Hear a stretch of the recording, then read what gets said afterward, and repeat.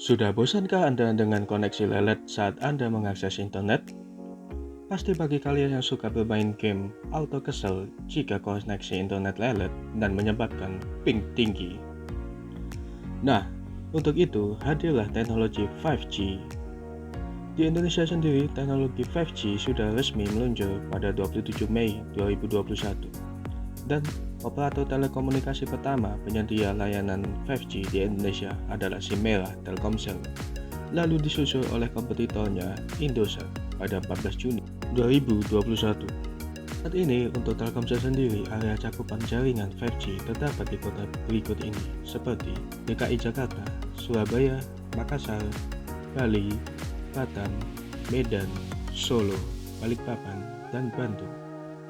Lalu untuk Indosat, area cakupannya meliputi Jakarta, Solo, Surabaya, dan Makassar. Lalu, apa itu teknologi 5G dan perangkat apa saja yang bisa mengaksesnya? Lalu, apakah ada dampak teknologi tersebut bagi manusia? Untuk itu, tonton terus video ini sampai selesai agar tidak ketinggalan informasi penting. Dukung terus channel ini dengan subscribe, like, dan share agar channel ini terus berkembang dan dapat berbagi informasi penting lainnya. Melansir dari The Verge, teknologi 5G merupakan jaringan seluler generasi kelima yang menawarkan kecepatan internet lebih cepat dari 4G. Jaringan 5G menjanjikan dapat membuat kecepatan internet seluler setara dengan Wi-Fi. Lantas, apa perbedaannya dengan jaringan 4G? Yang pertama, kecepatan. Jaringan 5G diharapkan hampir 100 kali lebih cepat dari jaringan 4G. Dengan kecepatan ngebut seperti itu, Anda dapat mengunduh film berdurasi 2 jam hanya dengan hitungan detik. Yang kedua, kapasitas. Terlalu banyak perangkat yang mencoba untuk menggunakan jaringan di satu tempat seperti di acara konser atau stadion, membuat kemacetan jaringan seluler.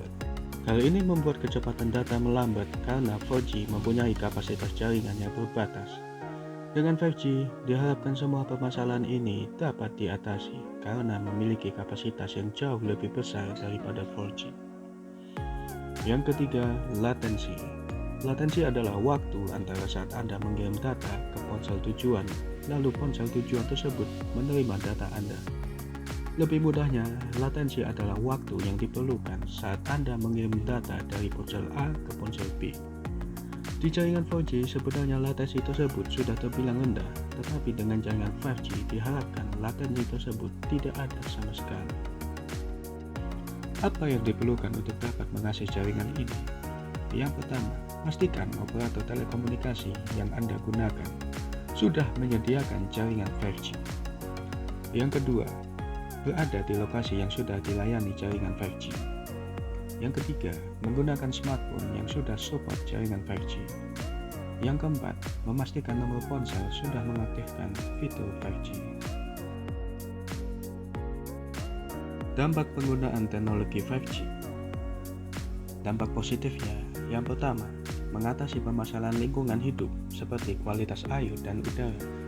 Dengan penggabungan antara teknologi 5G dengan sensor khusus tertentu yang terhubung secara nirkabel, maka kita dapat mendeteksi kontaminasi air dan udara, serta mengetahui sumber-sumbernya, sehingga kita dapat melakukan langkah-langkah preventif untuk mengatasinya. Yang kedua, mengatasi kemacetan lalu lintas. Dengan menggunakan kamera dan sejumlah sensor, 5G dapat menciptakan sistem kendali lalu lintas yang dinamis dan presisi. Dengan begitu, dapat mengurangi pemborosan waktu dan energi. Yang ketiga, di sektor properti. Teknologi 5G dapat mengurangi pemborosan energi secara signifikan. Selama ini, sektor properti menggunakan energi dalam jumlah besar untuk penerangan, pemanas, pendingin, dan sejumlah keperluan lainnya. Sektor ini menyedot sekitar 42% dari konsumsi energi global. Dengan pemanfaatan teknologi ini, semua diatur otomatis, seperti misalnya, lampu akan mati sendiri begitu tidak ada orang di dalamnya, begitupun sebaliknya. Dampak negatif penggunaan 5G.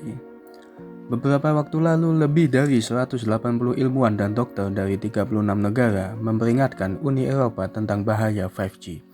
khususnya dihubungkan dengan peningkatan besar-besaran paparan radiasi elektromagnetik dan radiasi radiofrekuensi. Para ilmuwan dan dokter mendesak Uni Eropa untuk mengikuti resolusi 1815 dari Dewan Eropa dan meminta dibentuknya gugus tugas independen untuk mengkaji kembali dampak kesehatan penggunaan teknologi 5G. Badan Internasional untuk Penelitian Kanker Organisasi Kesehatan Dunia (IARC) sejak beberapa waktu lalu telah mengklasifikasikan radiasi radiofrekuensi sebagai memiliki kemungkinan karsinogenik bagi manusia. Menyusul penelitian yang menunjukkan adanya kaitan antara radiasi RF dengan tumor otak tertentu. Kendati demikian, IARC juga mengakui bahwa bukti untuk hal tersebut masih terbatas. Karsinogenik adalah zat yang dapat menyebabkan pertumbuhan sel kanker. Selain soal radiasi RF yang memiliki kemungkinan karsinogenik, kekhawatiran lain terkait teknologi 5G adalah radiasi elektromagnetik yang diduga dapat mengganggu orientasi burung, mamalia, dan invertebrata seperti serangga dan laba-laba, serta mengganggu pula metabolisme tanaman. Suka atau tidak, teknologi akan terus berkembang mengikuti perkembangan zaman dengan tujuan untuk memberikan kehidupan yang lebih baik bagi semua manusia. Di samping memiliki sisi positif, perkembangan teknologi juga memiliki efek negatif. Dan saat ini sejumlah penelitian terus dilakukan untuk mengatasi dampak tersebut sekecil mungkin. Demikian video pembahasan saya tentang 5G kali ini. Terima kasih atas atensi teman-teman sekalian.